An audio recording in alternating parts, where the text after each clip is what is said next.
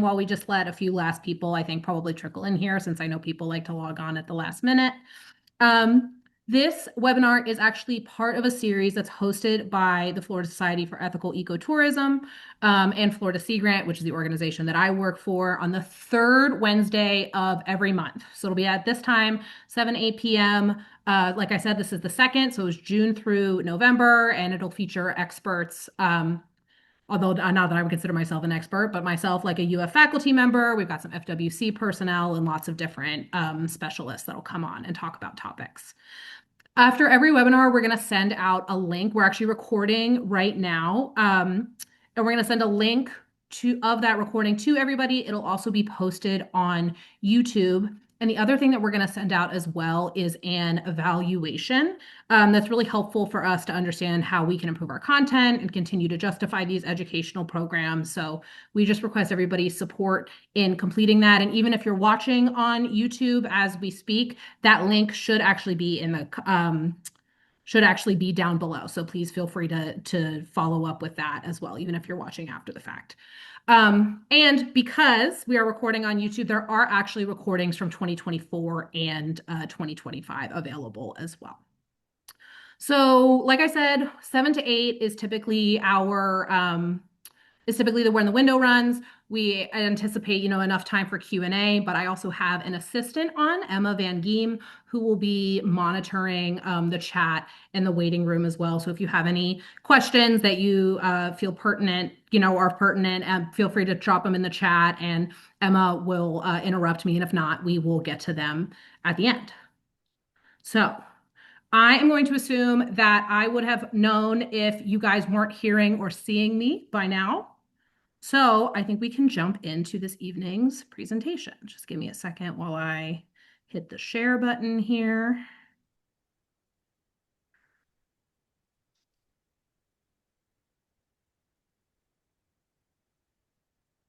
Bigger. Present. Okay, can everybody see my PowerPoint screen? Perfect. Thank you, Lisa, for the thumbs up. All right, so like I said, everybody, welcome to the 2026 Florida Society for Ethical Ecotourism webinar series presented by Florida Sea Grant.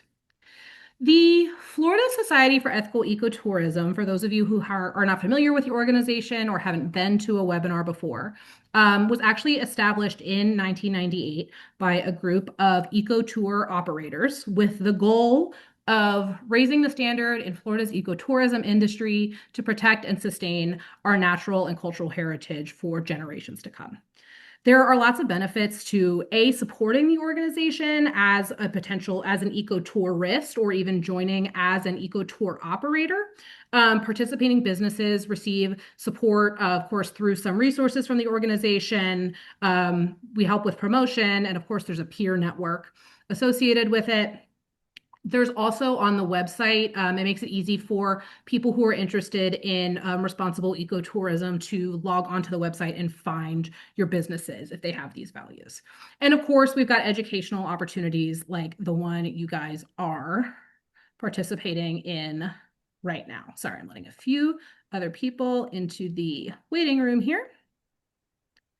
And I did just want to mention that if you were to log on to the Florida Sea website, you would see these opportunities on the right here for these 3 types of memberships.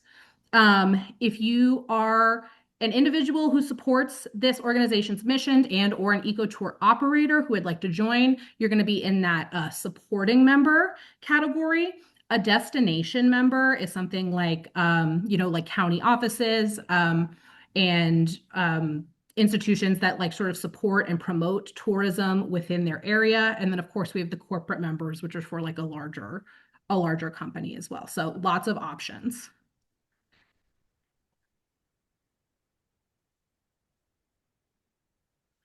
So that raises a question of who the heck am I? Because my name tag below says Kate Rose, Florida Sea Grant here. So I am a Florida Sea Grant extension agent. And the goal of Florida Sea Grant, I think, is summed up really well in its tagline here, which is science serving Florida's coasts. So it is actually, it's under NOAA, the National Oceanic and Atmospheric Administration, but we also, in the states that we're present, in the coastal states and the Great Lakes states as well, partner with universities and local governments. So within the state of Florida, that is the university. And so there are lots of me distributed throughout the state. And our job is to take the science that exists in those sort of larger university and federal resources and bring them down to the community level and help, solve problems, particularly as it pertains to the coast. As I said, my name is Kate Rose. I am the Florida Sea Grant Extension Agent for Charlotte County, and it's Kate Rose. It's a first name and a last name. It's not like Mary Kate. I do get that quite a bit. And with two colleagues of mine, Carolyn Kovach, who's based up in the Northeast, and Michael Sipos, who's based down in Collier County, we make up the bulk, I would say, of the Florida Society for Ethical Ecotourism Education Committee on the board. So one of the big things that we do, in addition to sort of taking the science and applying it to responsible ecotourism and doing what we can to promote that, we also host these educational webinars. And with that context, we can get started on today's presentation, which I've entitled Algae Detritus and Salt Spray, Oh My, an overview of the marine smellscape.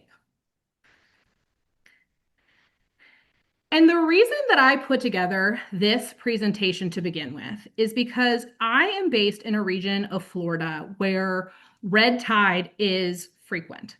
And I have gotten many phone calls or texts or messages or emails from somebody that they walk outside and they smell something. And because, we talk about red tide so much, it's in the news so frequently, they walk outside and they smell something and they go, oh my goodness, that must be red tide. And because it's red tide and I can smell it, I'm dying, right? Because we talk about a lot of the respiratory irritants that are associated with that. So I wanted to make a presentation that explained that experience for everybody. So we are going to cover algae and red tide and sort of what that is and what that feels like. Of course, with the respiratory irritants associated with that, we're going to cover detritus. I know some of the yucky stuff, decomposition that occurs at low tide, which is a different smell, perhaps not pleasant, still not pleasant, but certainly not red tide. And then, of course, we also have things, the lovely smells that we associate with the ocean, right? The salt spray when we go to the beach that has lots of positive ions and is really supposed to like soothe our moods and stuff. So I am actually going to start with decomposition and detritus first because it is probably the most ubiquitous. So on this slide here, I've got sort of an ecosystem pyramid, right? I think everybody is pretty familiar with the fact that, we have our plants at the bottom, our producers, we've got our first level of sort of animal life that consumes those. Then we move on up the food chain until we get to those, top predators. So that's energy moving up and through the web. But of course, or the ecosystem food web. But if there was no way to recycle those nutrients and the materials that are going into, building the bodies and feeding those animals, we would probably run out of resources really fast. And so that is effectively what decomposition is. It's the process by which I'm going to pull my, mucking with my Zoom window here. Decomposition or rot is the process by which dead organic substances are broken down into simpler organic and inorganic matter, such as carbon dioxide, water, simple sugars, and salts, right? And those are the things that the plants can then take up again at the bottom of the food web.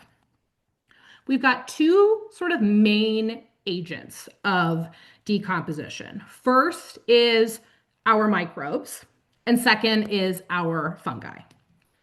And despite the fact that we'll be talking about things that don't necessarily smell the best today, we're talking about dead tissue.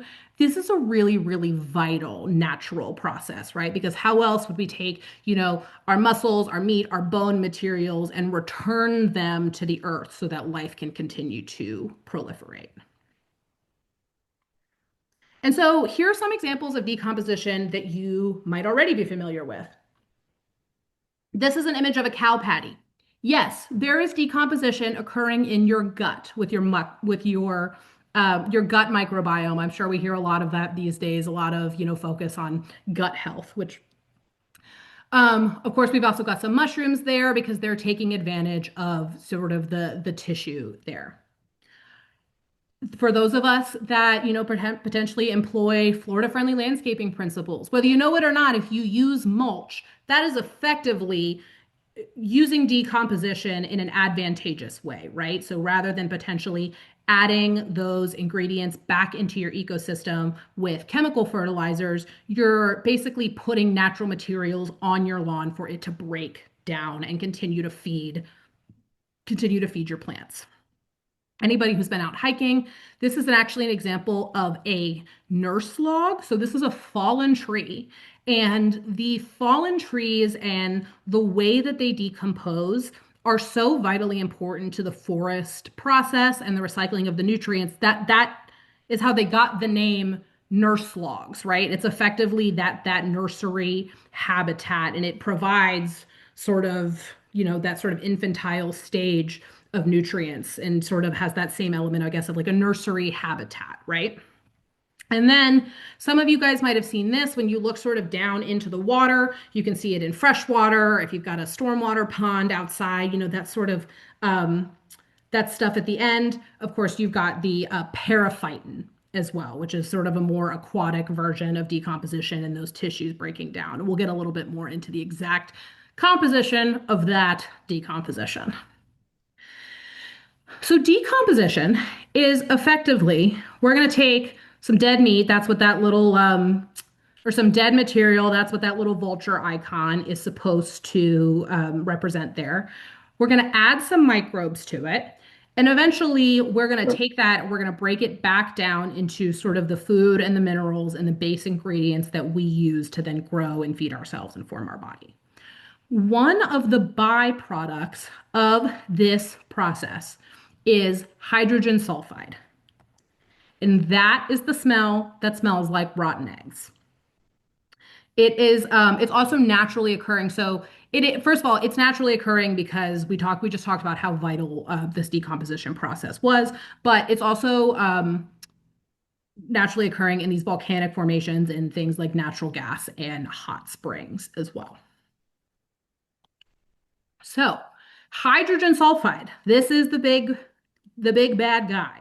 So it's flammable and it's colorless, but it's certainly not odorless because we can identify it sort of by that rotten egg smell that it has. And in addition to just not being pleasant, if you continue to expose yourself to it, like let's say you were around that or breathing it in or inhaling it for a really long time, you might start to get symptoms like headaches, some sort of respiratory irritation and coughing, some drowsiness, and, God forbid you're in a situation where you really can't escape it. It can be serious over a long period of time. I would like to point out that the respiratory irritation and coughing that we're getting here is going to be far less instantaneous than the sensation that you might have with red tide. So much so that the Florida Department of Health basically says, like, if you are smelling hydrogen sulfide and you're having these symptoms, you basically just need to get away from the thing that is emitting the gas or whatever's decomposing that is causing that issue. And most of your symptoms should actually resolve. Another thing that is worth pointing out is that, and I think I've got an icon up here in the corner, right? So we've got that nose and that arrow pointing into it. So it's sort of a brief, I guess, summary of how smell works, right? Is we've got smell receptors in our nose. And basically these molecules will move up into that, they'll bind with these smell receptors, and then those smell receptors will send signals to our brains. And so our bodies are also interested in keeping us away from the microbes and the decomposing tissue that are creating this smell, right? It's almost a really similar to reaction to if anybody's ever like eaten, maybe, I hope nobody's had this experience where you've eaten your most favorite meal in the world and then you've gotten a stomach bug. And despite the fact that it's your favorite meal in the world, your body has said, your body has made the connection between those two things and has said that is not for us, that is going to make us sick.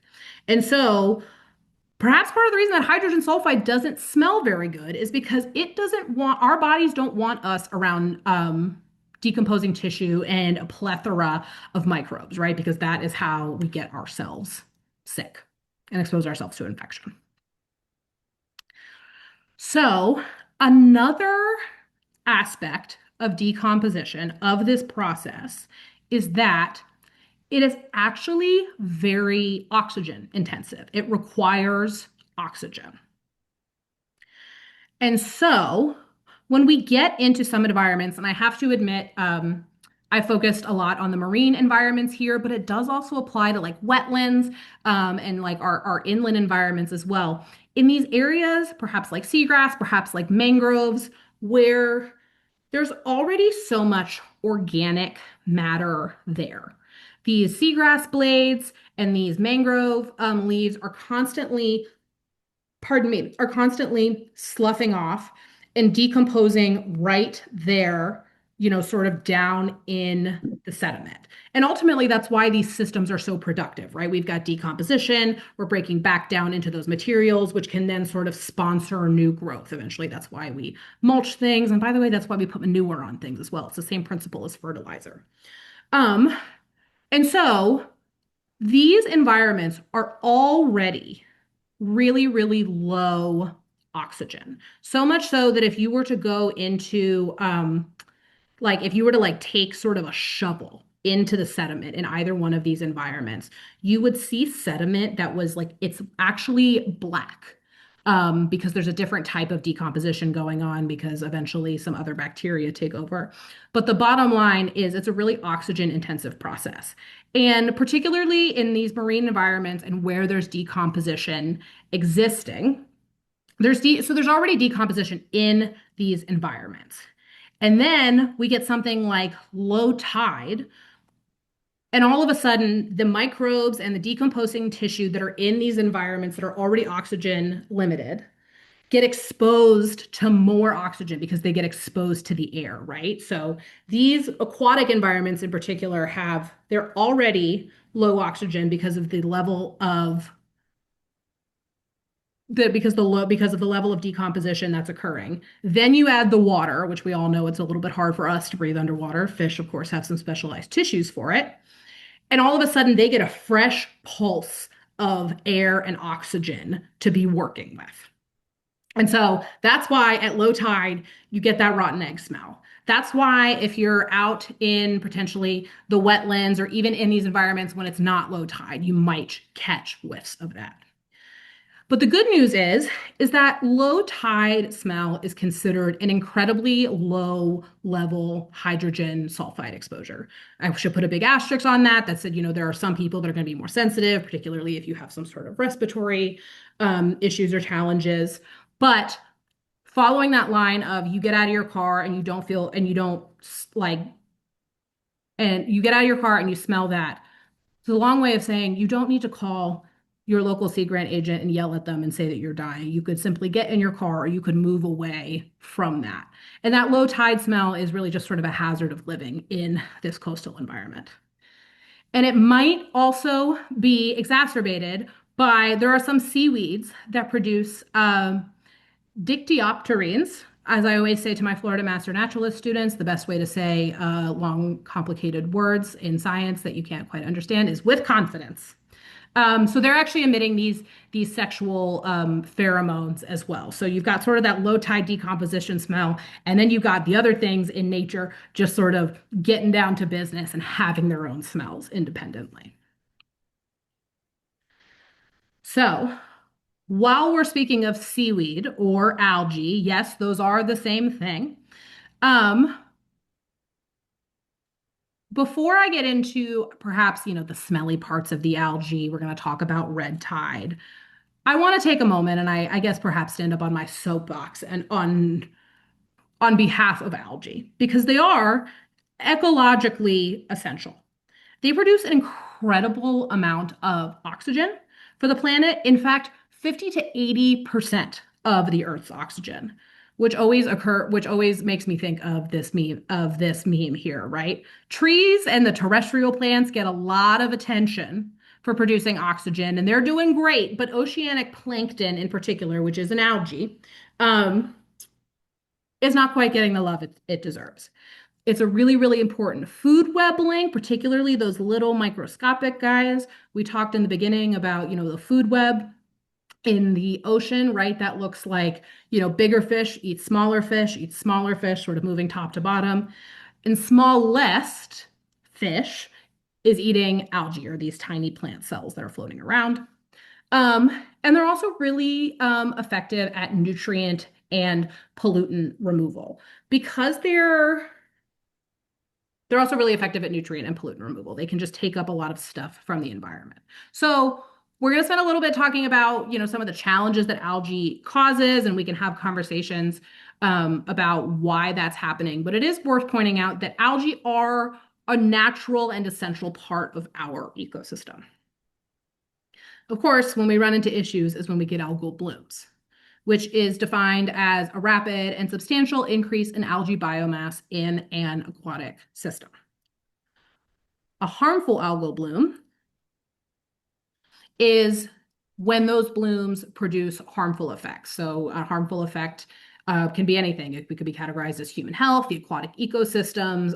One could suggest that if it impacts businesses and the way that they run in the area, that would also be a harmful impact. But they can do this actually in a variety of mechanisms, right? So we hear a lot about the toxic algal blooms, particularly in my neck of the woods, right? When we had like a very large, I call it the harmful algal bloom bonanza, where we had a red tide in our saltwater system and a microcystis bloom in our freshwater system here in Southwest Florida. But they can also cause issues because we just talked about decomposition, right? And how oxygen intensive that is.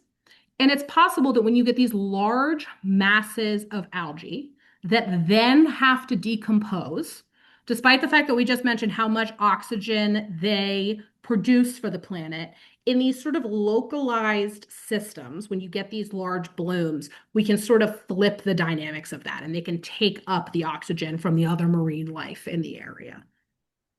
And then shading as well. So you can see here that some of these algae blooms in these images are so thick that some of the submerged aquatic vegetation underneath are I won't say more beneficial because they're all natural parts of the ecosystem, but perhaps some of our more troubled and highly valued plants that are rooted underneath can't actually get the light that they need. And so I do just want to point out that a harmful algal bloom does not necessarily mean it's not necessarily referring to one species of algae, one type of algae bloom, and it's not necessarily saying that if there's a harmful algal bloom, that bloom is toxic. It's just causing an issue in some way, shape, or form. And so here's a really good example. So on the screen, I have got some data from a volunteer seagrass and algae monitoring program that I run here in Charlotte County called Eyes on Seagrass. And you can see here that basically these are all different regions of the harbor that we're monitoring. And you can see this really stark pattern, right? Where we go up and we go down, we go up and we go down. And that is because the algae growth in our area has this very seasonal cycle to it. So that means sort of when the waters are cold, that's when we send our volunteers out at first. We send them out in the spring in an attempt to get sort of the before shot of when the algae blooms. As the waters get warmer, the algae blooms, and as the water gets even warmer, actually around this time of year, we actually start to see those algae break down. And so what that means is that roughly this time every year, I get phone calls about the algae blooms that are floating to the surface. You can see here that's really not really pleasant looking from those hands that are dipping in it, and they smell bad, to the point, particularly when they start to decompose and the tissue starts to break down. I get a lot of phone calls of, oh no, there has been a sewage spill, because it really has that appearance. Some people would call them brown carpets, but it does sort of have the appearance of human waste. And so it's sort of this cyclical decomposition that we get here, and it's an issue that we are contending with.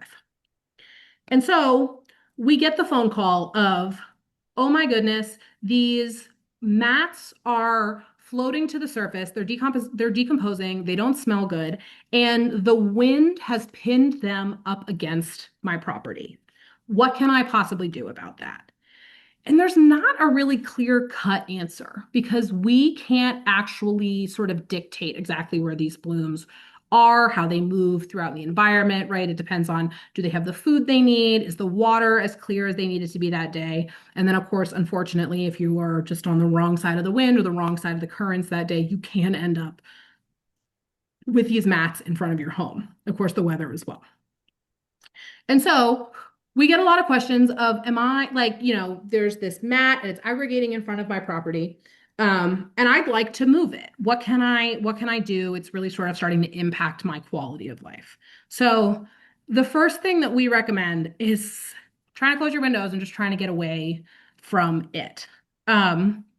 Because moving them is ultimately not recommended, right? We just talked about decomposition, the fact that there's a lot of microbes involved in that. The reason that they don't smell good is, again, that's our body system, that's our body's way of saying, we don't really want to be hanging out in those microbes.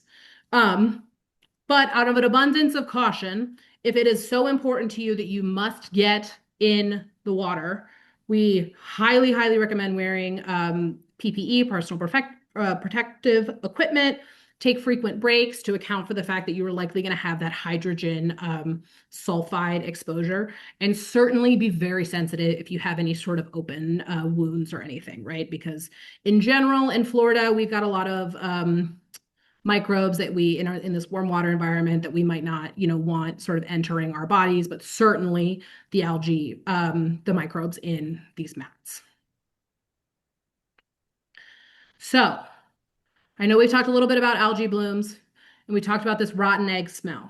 So to summarize, if you're outside and you smell rotten eggs, it's very likely some sort of decomposition that's going on. In fact, I just walked into my office today and we have this beautiful sort of well-planted native garden outside of it. And I walked in today and I caught a whiff and I went, oop, somebody is out here. Somebody's out here decomposing. I don't know if it was a rabbit or a squirrel. I didn't go looking for it as I was following my own advice. But if you're outside and you smell rotten eggs, please don't call your local officials and yell at them. This is a hazard of living in the type of environment that we live in, which is this very low, flat, slow-moving environment where a lot of decomposition can occur very slowly. If you're not feeling well, it's really bothering you, try to move away from the source. However, if you're smelling rotten eggs inside, remember we talked about the fact that this hydrogen sulfide is naturally occurring sort of in volcanic sources and in sort of deep geological formations. If you're inside and you're smelling it, it could be indicative of a gas leak or some sort of plumbing backup.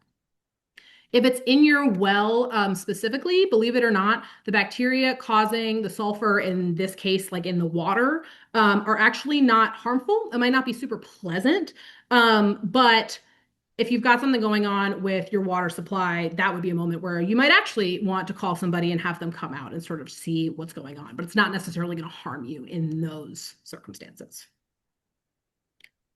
But we're not done because we haven't discussed sort of the big baddie and the big algae, which is, of course, red tide. And a lot of the things that I think sparks the fear when I get these phone calls about, oh my God, I'm smelling something. Am I going to be okay? And so red tide is a harmful algal bloom of the species Karenia brevis, is a Karenia brevis, which is a marine dinoflagellate. Oh no, cannot play media. Oh, how disappointing. Okay, because I don't know about you guys, but I feel like when we talk about red tide, we hear that word a lot, right? It's a dinoflagellate. What does that mean? Flagellate, it's this little tail here. Y'all can see my mouse, right? I'm hoping so.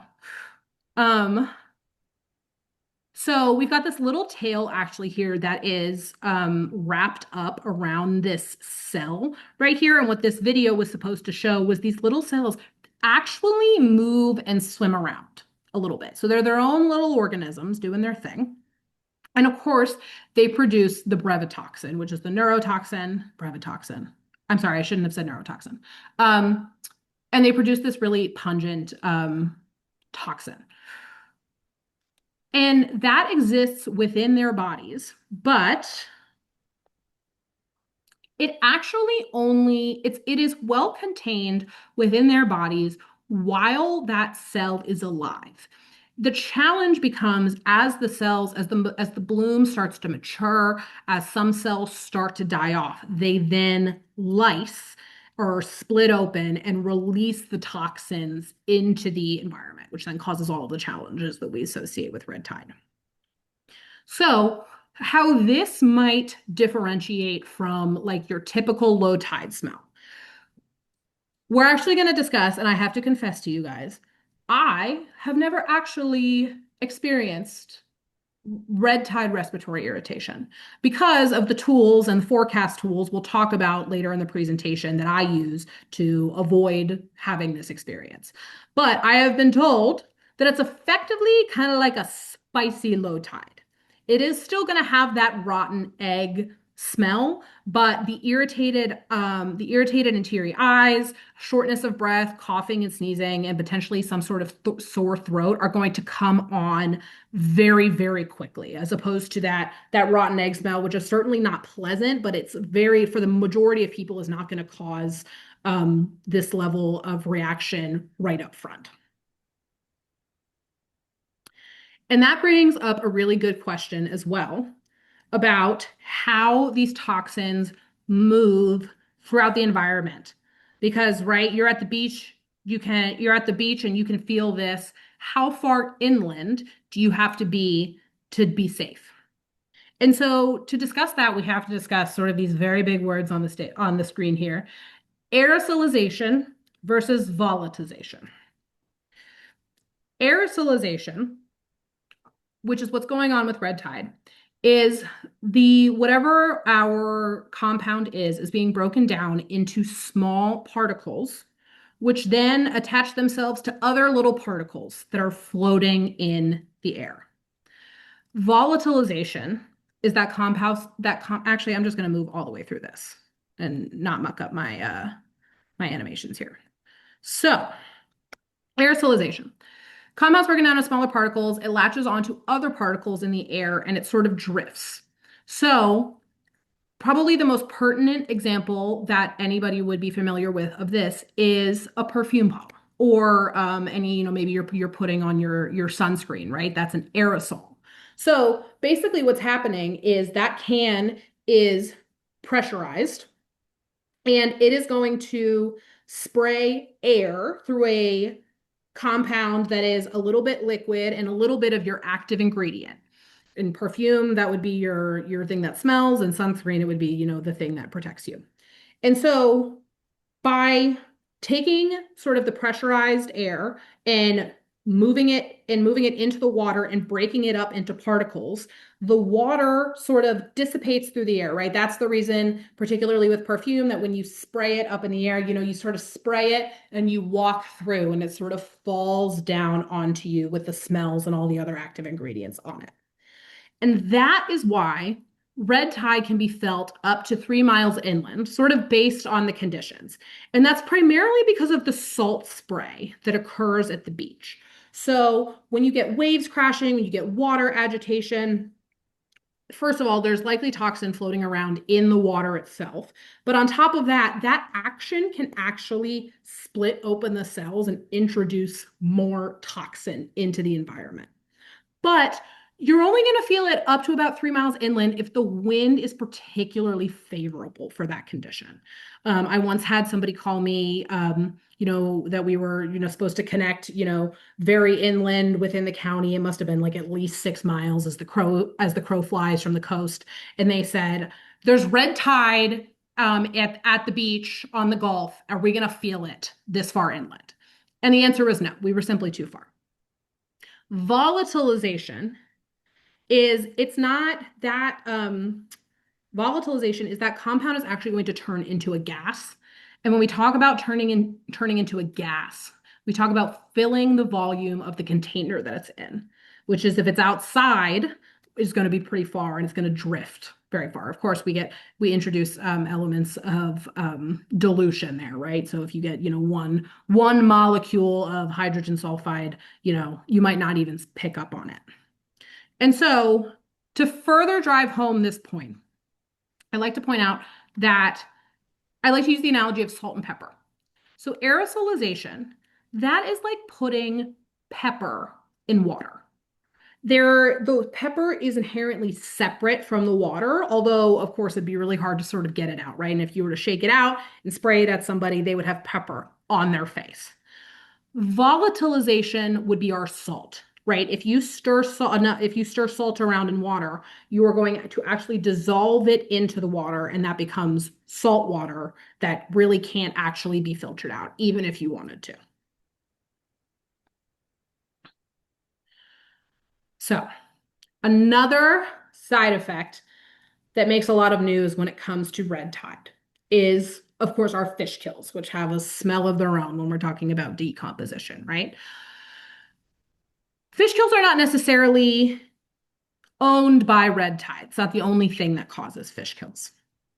Of course, it can be one of the top ones, but we also have things like if we get some sort of pollutant introduction, temperature fluctuations, particularly at this time of year. I get a lot of calls, particularly from folks that have stormwater ponds. Those temperatures fluctuate quite a bit because it's really, really hot. And it's a small body of water, and they call me and they say all of the fish have floated to the top. And I go, yeah, well, the water's really, really hot or really, really cold. We get that as in the winter as well. There can be some form of disease that is at play here, but there's also this really interesting dynamic with low oxygen because fish need oxygen. So if there isn't enough in the system because of perhaps the level of decomposition that's going on there, it can actually sort of create this feedback loop where you get a fish kill because you don't have enough oxygen, and then the fish are there in the water and they're decomposing, and that's an oxygen intensive process. And then all of a sudden you get this sort of like perpetual low oxygen, and that's probably a lot of the times at this time of year you hear a lot about the dead zone, right? At the south of the Mississippi River Delta. And there's a lot of these factors at play here, but you can get these sort of persistent zones of low oxygen. And by the way, that is also part of the reason that fish kill cleanups, particularly during sort of harmful algal bloom events, have become such an effective management tool. First of all, right, it improves people's experience when they're at the beach. They don't have to be dealing with these smells. It's better for their health because they're not subjecting themselves to that hydrogen sulfide or the microbes that are associated with it. But what it's also doing is ensuring that those fish don't get back into the water, decompose into their basic elements, because those basic elements, those sugars and stuff, also feed the algae. So you can really get this feedback circle. And by removing the fish from the beach or removing them from the environment, you could sort of cut that process off.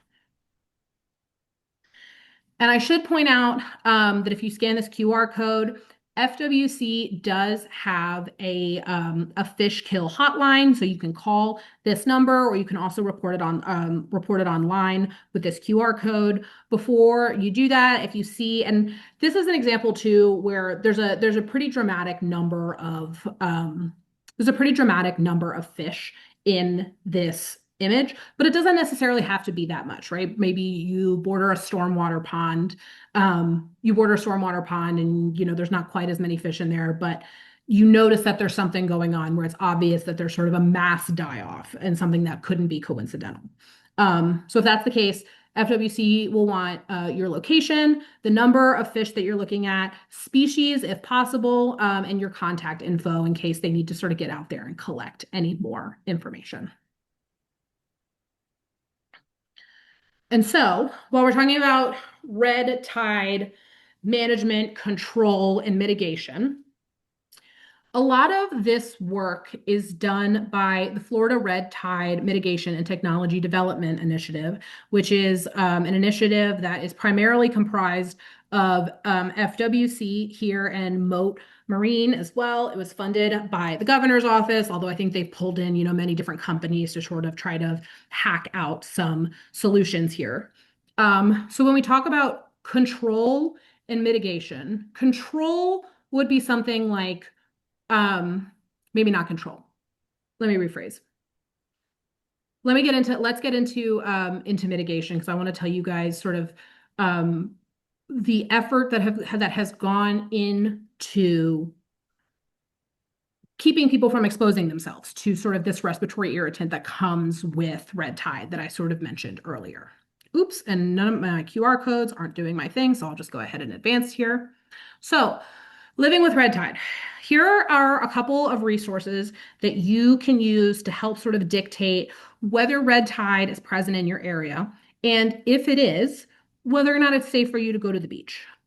Because red tide is inherently sort of very localized, right? That's why I feel like often when we get it, we talk about it sort of drifting down. You could see it honestly in sort of these maps on where those blue dots are. That's a pretty good range, and based on where the winds and the currents pushes. If there's a red tide in Tampa and you're based here in Charlotte Harbor, you could actually go to the beach. You might be able to go. And so a really good way to sort of figure that out is, first of all, the way that I've got these laid out here, I would suggest it sort of moves in order of time. So on the left here, we've got the FWC red tide statewide monitoring map. That is going to be FWC going out on almost a daily basis and grabbing these samples and updating the map. Because they are grabbing samples and they then have to process them and enter the data and update the map, there is a slight lag in that tool, although I have to say I really like it. The Moat beach conditions reporting system is a little bit more of a current snapshot. So that is actually a volunteer program where ambassadors of the program will go out to the beach and report on the conditions that are there. So they will go out there, and if they know that there's red tide, they're going to tell Moat and they're going to update this system. And I should actually point out that the beach conditions reporting system is not just useful for red tide. It can also, be helpful for surf. If you're heading out to the beach, you want to know what color that flag is. Is it red? Is it green? Good for swimming. Is it red? No. Is it purple for dangerous marine life? This tool can also tell you that. The other tool that you have here on the right is actually a forecasting tool. So what this is going to do is it's going to account for red tide conditions as well as the atmospheric conditions. And basically what this is going to do is predict whether or not there's going to be any sort of respiratory irritation at that location. I believe it's up to 48 hours in advance. So that's a little bit more of a forecast. So you've got a little bit of a lag to a current, you want to check the status of it, to a forecast here on the right. So I know what you guys are asking now. We've been talking about things that smell for a long time. And I thought it would be fun to discuss not only the things that we smell within the marine environment, but also things that smell in the marine environment. And so as we sort of near the end of our session here, so we've only got about 15 minutes left, I've chosen one, I've tried to do sort of a brief overview. I've tried to cover our fish, our invertebrates, and our mammals as sort of a representation, since I couldn't quite fit them all in this presentation. So for this instance, I've chosen Pacific salmon for fish, the Caribbean spiny lobster for invertebrates, and we're going to have sort of a general mammal overview. So you may or may not be aware that salmon they start their lives upstream in a river as eggs, those alevin there and those fry in the river. They're going to move out into the ocean. They actually undergo this like big metamorphic change so that their bodies can adapt for salt water. And eventually, by the end of their lives, when they're ready to lay their eggs again, they're going to make their way to the exact river that they were born in. And so you can see on the left here, like how much ground these fish are traveling and the fact that they're using their senses. It's really impressive, honestly, to get so far upstream to that exact stream that they were born in. When I was last sort of in the Pacific Northwest, I was also reminded we visited lots of salmon hatcheries, right, that are exist to sort of help support the local populations. And one thing that I hadn't considered with these hatcheries is that the hatcheries have to create an environment for the adult salmon to come back to, because that is how specific these animals get. And they're actually using their sense of smell to do that. So as far as when they're navigating the big open ocean, there's a fair amount of marine life that is tuned into sort of the Earth's magnetic field. And that's what this magnet icon on the top right in the ocean section of the life cycle is meant to sort of convey. But once they start navigating those freshwater systems again, they're using actually their sense of smell, and they can smell to move further and further upstream and to find their home, their breeding grounds, where they can then, because salmon, once they're done breeding, that's the end of their lives, and their bodies then decompose and feed the forest, as well as, of course, the eggs in the fry, and they get those nutrients. The young ones do from that as well. So as far as our invertebrates, looking at this guy in the bottom right, can you see his nose? Do you think he's smelling with those antennae there? Because he is, or she is. Admittedly, I can't tell. So Caribbean spiny lobsters actually have an olfactory sense that is controlled by basically this sort of like flicking motion that moves water into the systems that they're smelling. And so what this graph here represents is a study that I was connected to in grad school, where basically somebody over in various conditions, you can see the control. We've got some high salinity, high temperature, a low pH, meaning more acidic, and then of course a combination. And they were looking at whether or not the rate that this little organ was flicking the smell over their olfactory senses was changing based on how harsh their environment was. And you could sort of see there that there was quite a difference sort of between the different environments.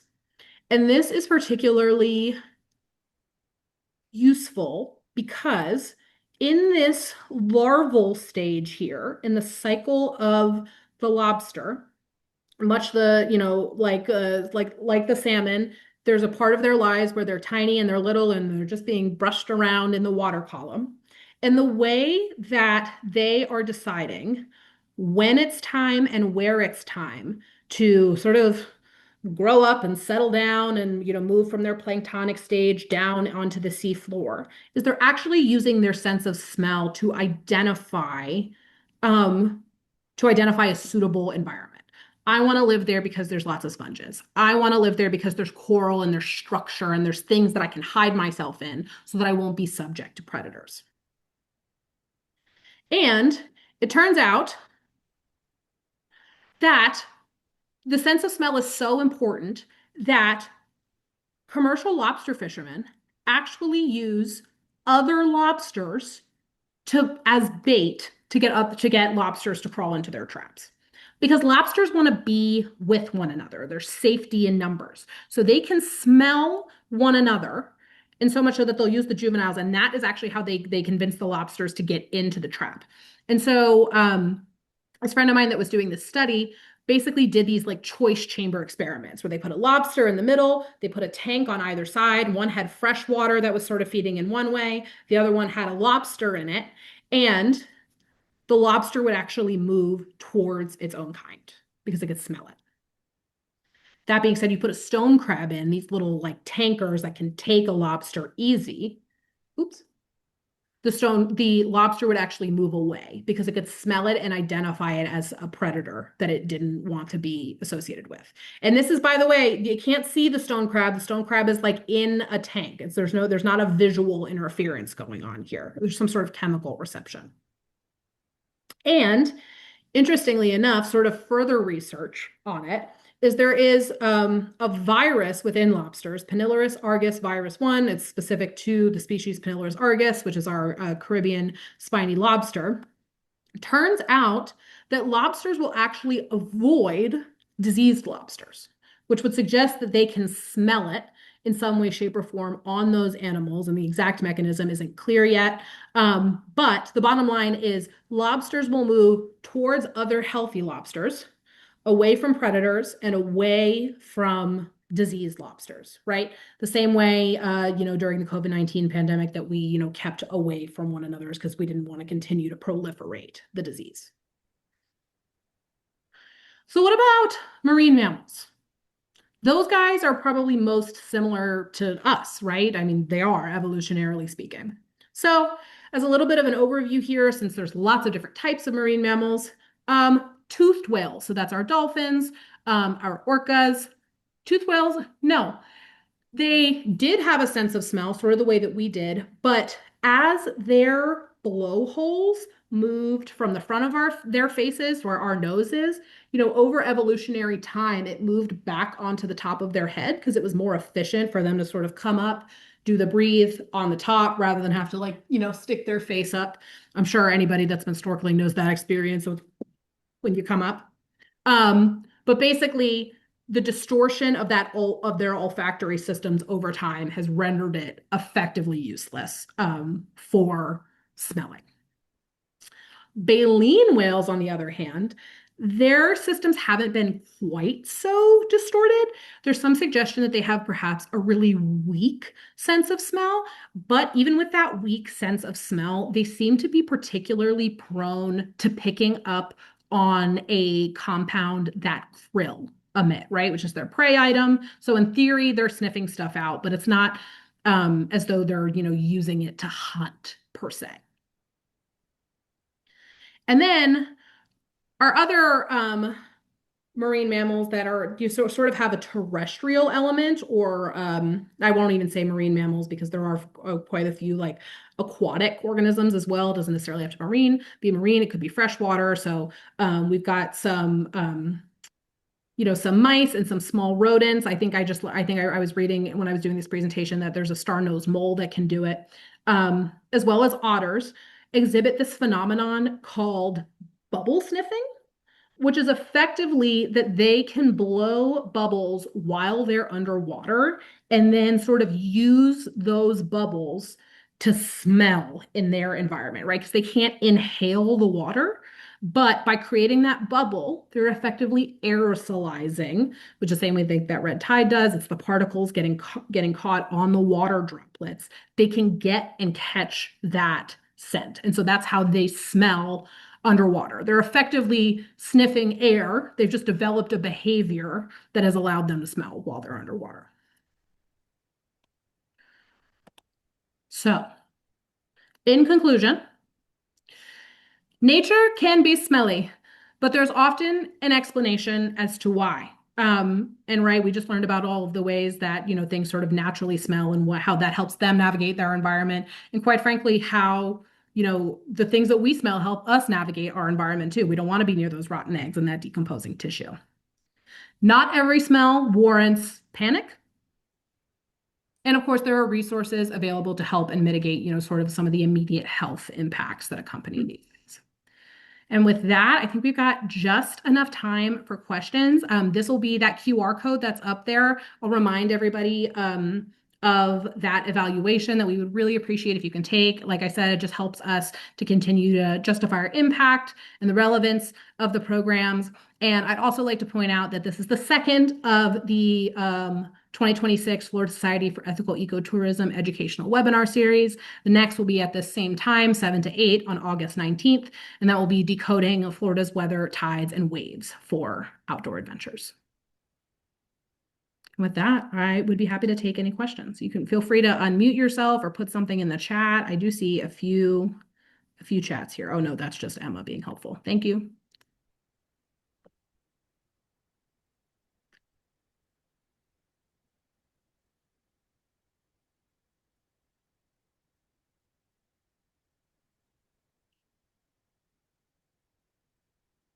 Did I just do that good? Lisa, go for it. Can you unmute yourself? Yeah, perfect.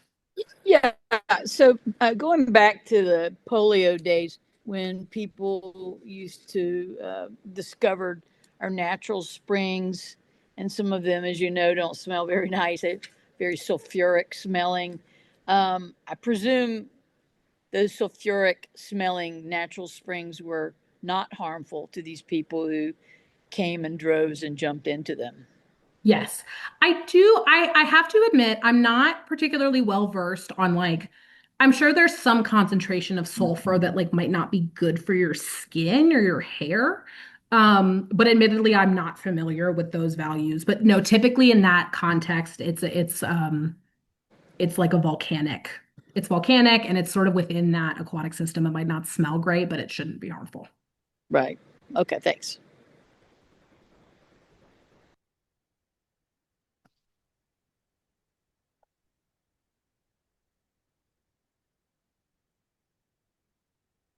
Anybody else? Is anybody else surprised that they made it through a whole presentation on smelly things in the ocean? Hopefully, we made it fun.